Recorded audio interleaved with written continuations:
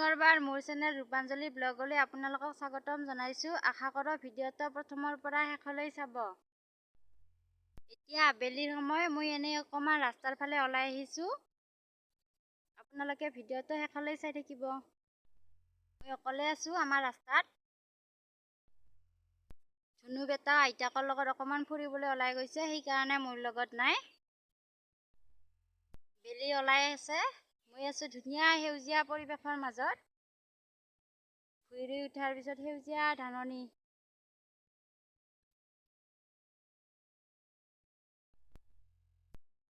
আমাৰ এইখিনি খেতিৰ মাটি, ইয়াত আমাৰ ভুঁই ৰোৱা হৈছিল।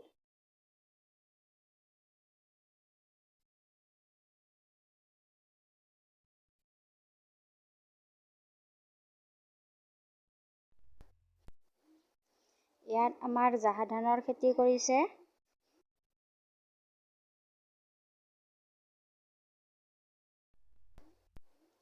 আৰু আমাৰ এইকেইটা গৰু ৰাস্তাতে দি থৈ দিছে।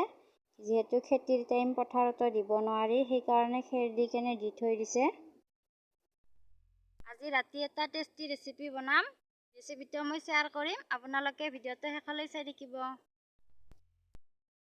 এয়া আমাৰ ৰঙা পাত ফুলবোৰ দেখিবলৈ ধুনীয়া হৈছে, ওখ হৈছে। আমি ফুলবোৰ টাবত নুৰোঁ, এনেকুৱাকৈ মাটিতে গুজি থৈ দিলেই হয়। কি খাইছা? কি খাইছানো? কি খাইছা?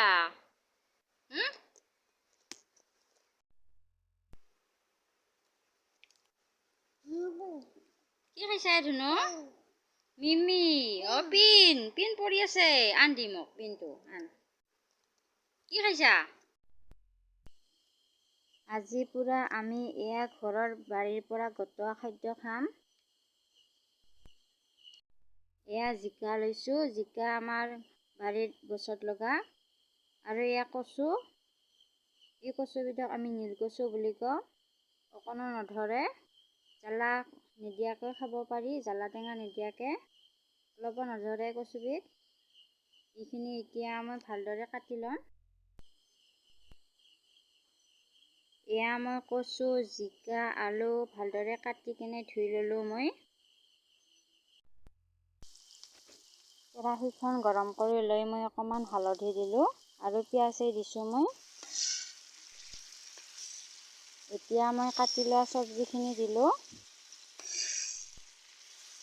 আৰু মই ভোট জলকীয়া 1 হেতা দিছোঁ আৰু নহৰু দিছোঁ। এইখিনি মই জিকা আৰু কচুৰ পৰা ওলোৱা পানী শুকোৱালৈকে মই ভাজি থাকিম। আৰু মই নিমখ দিছোঁ, নিমখ দিয়াখিনি ভিডিঅ'ত দেখুওৱা নহ'ল।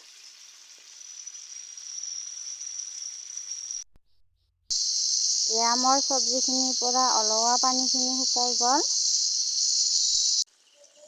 জ্বালা নিদিয়াকৈ খাব পাৰি, যিহেতু নুখুজাই কচুখিনি। এয়া মোৰ কচু জিকাৰ ভাজিখন ৰেডি হৈ গ'ল। এনেকুৱাকৈ খাই বহুত টেষ্টি লাগে। ৰেচিপিটো প্ৰথমৰ পৰা শেষলৈ চোৱাৰ বাবে বহুত বহুত ধন্যবাদ। আগলৈ আকৌ লগ পাম নতুন এটা ৰেচিপি লৈ। আজিলৈ ইমানে।